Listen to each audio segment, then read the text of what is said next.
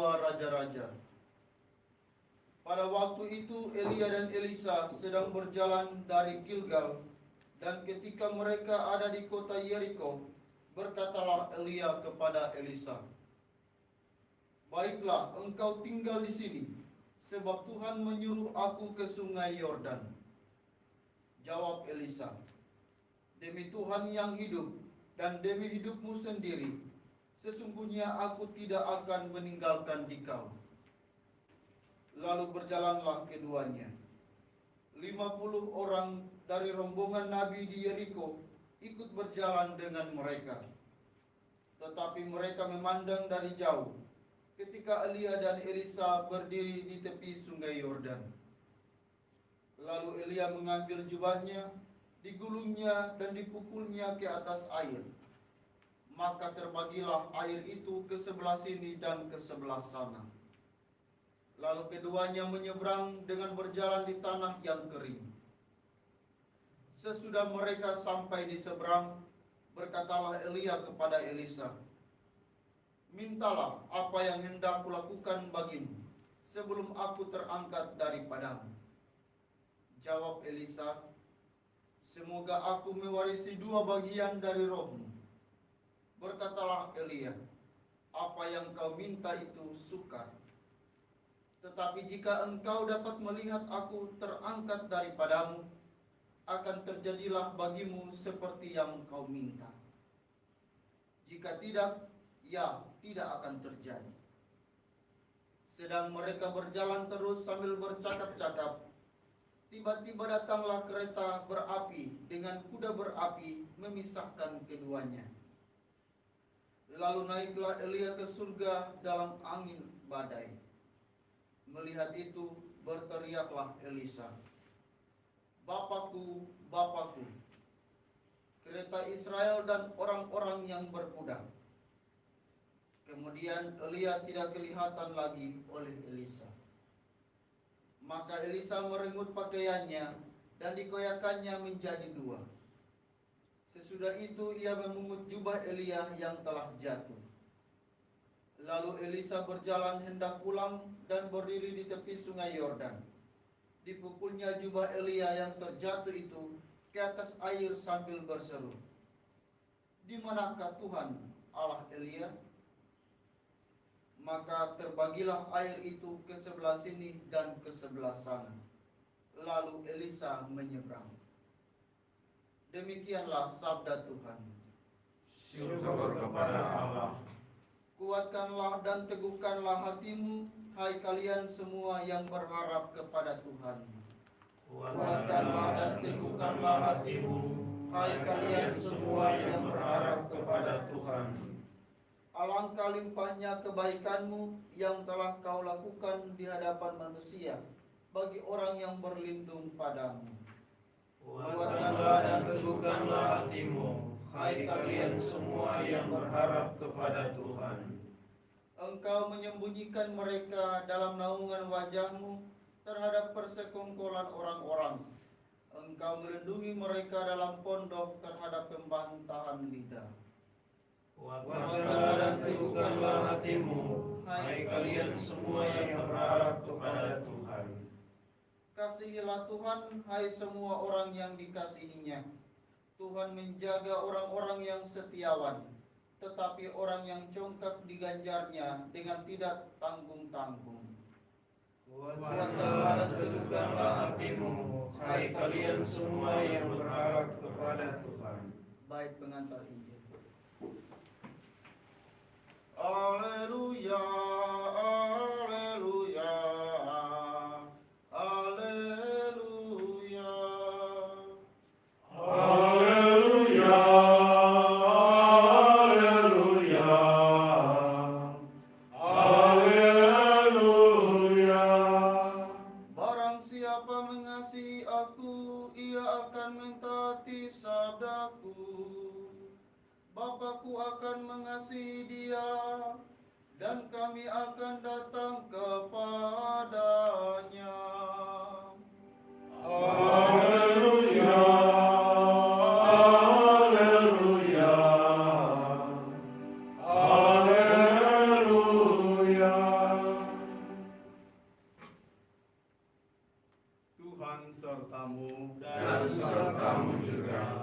Inilah Injil Yesus Kristus menurut Matius. Dimuliakan Tuhan. Dalam khotbah di bukit, Yesus bersabda, "Hati-hatilah, jangan sampai melakukan agamamu di depan orang supaya dilihat. Sebab jika demikian, kalian takkan memperoleh upah dari Bapamu yang di sorga. Jadi, apabila engkau memberi sedekah, janganlah engkau mencanangkan hal itu seperti yang dilakukan orang-orang munafik di rumah-rumah ibadah dan di lorong-lorong, supaya dipuji orang. Aku berkata kepadamu, mereka sudah mendapat upahnya. Tetapi jika engkau memberi sedekah, janganlah tangan kirimu tahu apa yang diperbuat tangan kananmu. Hendaklah sedekahmu itu diberikan dengan tersembunyi. Maka Bapamu yang melihat yang tersembunyi akan membalasnya kepadamu. Dan apabila kalian berdoa, janganlah berdoa seperti orang munafik. Mereka suka mengucapkan doanya dengan berdiri dalam rumah-rumah ibadah dan di tikungan-tikungan jalan raya, supaya mereka dilihat orang. Aku berkata kepadamu, mereka sudah mendapat upahnya. Tetapi jika engkau berdoa, masuklah ke dalam kamarmu, tutuplah pintu, dan berdoalah kepada Bapamu yang ada di tempat tersembunyi. Maka Bapamu yang melihat yang tersembunyi akan membalasnya kepadamu. Dan apabila kalian berpuasa, janganlah muram mukamu seperti orang munafik. Mereka mengubah air mukanya supaya orang melihat bahwa mereka sedang berpuasa. Aku berkata kepadamu, sesungguhnya mereka sudah mendapat upahnya. Tetapi apabila engkau berpuasa, minyakilah kepalamu dan cucilah mukamu, supaya jangan dilihat orang bahwa engkau sedang berpuasa, melainkan hanya oleh Bapamu yang ada di tempat tersembunyi. Maka Bapamu yang melihat yang tersembunyi akan membalasnya kepadamu." Demikianlah Injil Tuhan. Terpujilah Kristus.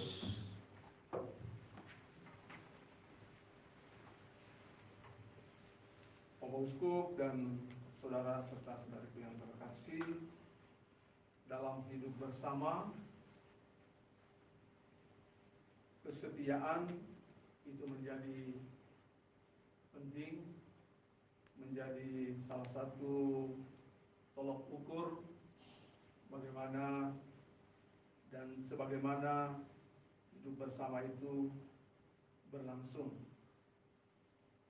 Kalau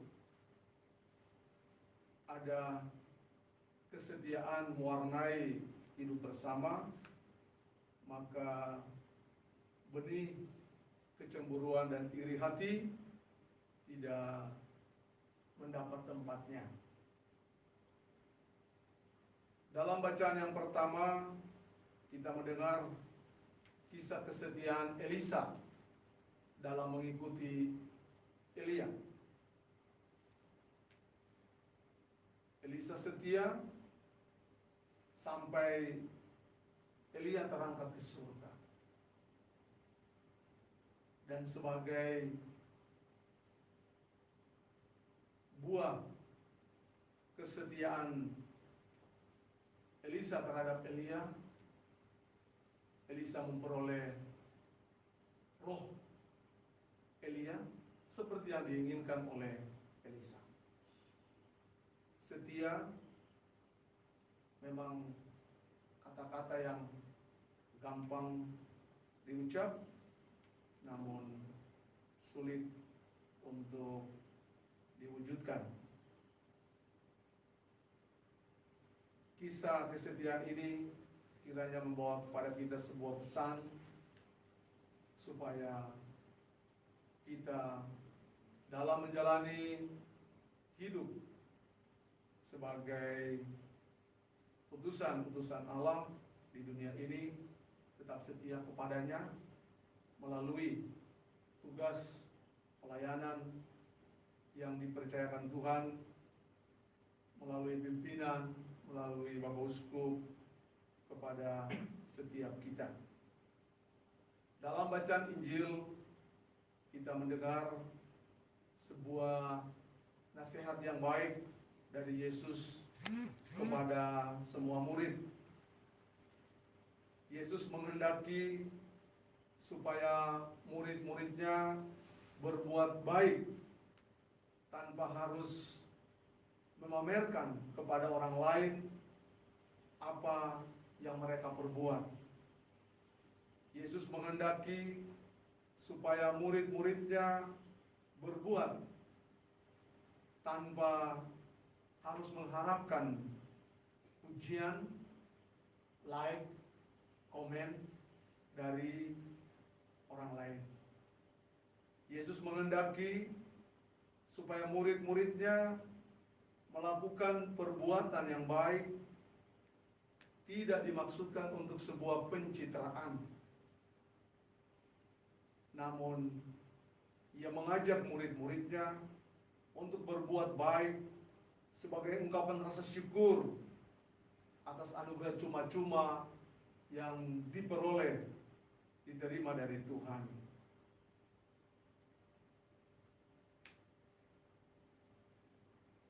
Pesan Injil yang sama untuk kita di saat ini. Kiranya dalam kehidupan kita berbuat baik bukan untuk sebuah pencitraan. Kita melakukan tindakan baik bukan supaya kita mendapat ribuan like dari orang lain. Namun kita berbuat baik karena sebuah kesadaran fundamental dari hati kita, dari hidup kita,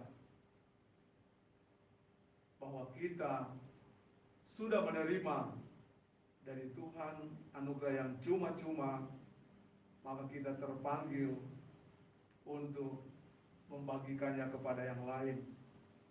Dan ketika kita melakukan itu karena sebuah kesadaran, maka kita tidak menaburkan benih kemunafikan, pencitraan, suka dipuji dan dipuja. Namun sebaliknya, kita melakukan itu karena anugerah dari Tuhan untuk kita. Semoga demikian.